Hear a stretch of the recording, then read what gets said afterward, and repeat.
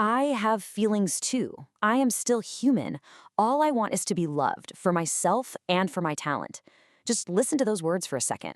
That's a quote from a woman who was completely caught between who she really was and the person the world demanded she be. And that right there, that's the heart of the story we're getting into today. Okay, so let's dive right in. Now, what we're doing here isn't just a biography, with a bunch of dates and movie titles.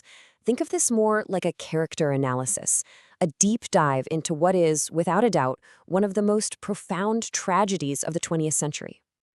So, to really get a handle on Marilyn Monroe, the very first thing you have to understand is that Marilyn, well, she was a character.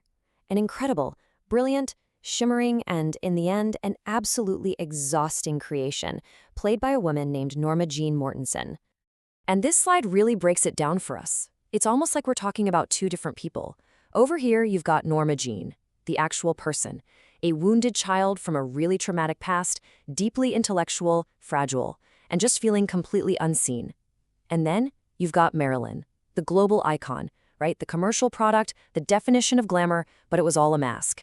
These two identities were literally at war inside of one person. Which begs the question, why? Why would anyone create such an elaborate, all-consuming persona? Well, it wasn't for a movie role. The answer comes from a place of really, really deep trauma. We all know the pictures, the movies, that absolutely dazzling smile that could just light up the entire world. But that image, it came at a staggering cost. And you have to ask yourself, what was the price that Norma Jeane paid for Marilyn's famous smile?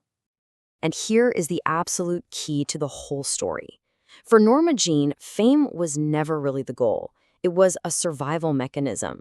The character of Marilyn Monroe was this lifelong performance she put on to win the love and security that, as an abandoned child shuffling through the foster care system, she had never ever known. It was her shield against a world that had hurt her.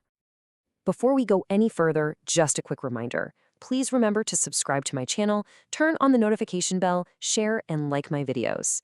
The information in this explainer is compiled from open sources. Thank you. All right, so this is where her story just becomes unbelievably heartbreaking.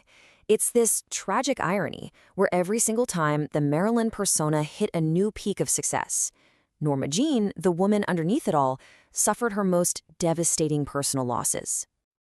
Just think about 1955 for a second. The 7-Year Itch is a global sensation. Marilyn creates what is maybe the most iconic image in the history of cinema, that white dress blowing up over the subway grate. She is, without question, the biggest star on the planet. But can you believe this? That exact scene, the very symbol of her superstardom, was filmed in public, with huge crowds cheering her on. Her husband at the time, Joe DiMaggio, was watching, and he was apparently furious about the whole spectacle. The fight they had right after that was the final straw. So the absolute peak of her career was the very thing that cost her her marriage. It's just incredible. And this just shows you how brilliant and driven she was. She got so tired of being typecast in these dumb blonde roles. So what did she do? She took on the entire Hollywood studio system by starting her own production company.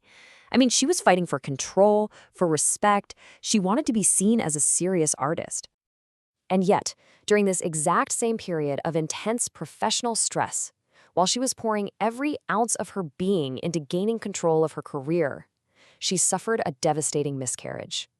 At the very moment she was fighting her hardest to be the master of her own destiny, she experienced one of the most profound personal losses of control you can imagine. The pattern is it's absolutely devastating. So let's talk about the real person behind that glamorous mask. Who was the woman that the public almost never got to see? Well, for starters, this was a woman who was a serious reader. We're talking Dostoevsky, Joyce, heavy literature. She showed this incredible dramatic talent really early on in serious films like The Asphalt Jungle. She fought constantly against that ditzy persona the studios pushed on her because, more than anything else, she craved intellectual respect. So you can only imagine what it felt like when she married Arthur Miller, one of the greatest American intellectuals of his time. This must have felt like the ultimate validation. This wasn't just about celebrity glamour. She must have thought, this is it. This is a real meeting of minds. Finally, someone is going to see me, Norma Jeane. But then, the most crushing disillusionment of her life. The story goes that she found his diary open and read what he had written about her. He wrote that he was disappointed in her, sometimes even embarrassed by her in front of his intellectual friends, that he saw her as a child. The one person on earth she believed truly saw her for who she was, saw the exact same caricature as everybody else.